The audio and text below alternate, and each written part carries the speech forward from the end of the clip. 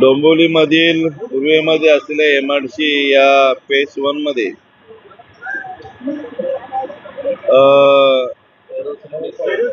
एरोसिन या कापड कंपनीला त्या कंपनीचा असलेला विद्युत ट्रान्सफॉर्मरचा स्फोट होऊन त्या कंपनीला आग लागलेली आहे।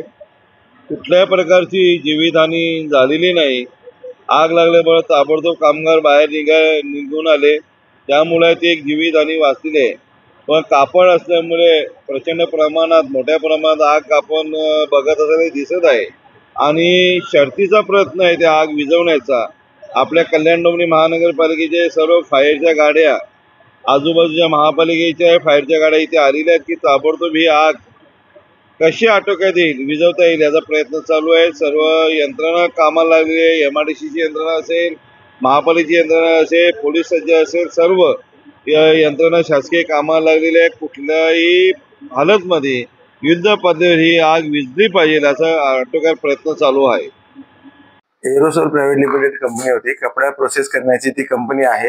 तिथे ट्रान्सफॉर्मर मध्ये स्पार्क झाला, तो आवाज पण मोठा झालेला, आजूबाजूच्या कंपनीवाल्यांनी पण ऐकलेलं। तिथे स्फोट झाला म्हणून त्या कंपन्यामध्ये कपडा बनवण्याचे त्यांचे जे स्टॉक होता पहिल्या माळावर, तिथे ती ठिणगी उडाली आणि तिथे तो कपड्याने आग पकडली आणि ते मोठे झालेली पसरलेली आग। काही त्या कंपनीमध्ये कोण कामगार होते का? कंपनीमध्ये कामगार होते पण ते बाहेर निघालेले, त्यांना तेवढा टाइम सफिशियंट टाइम होता, ते सगळे बाहेर आलेले। आता अपडेट काय?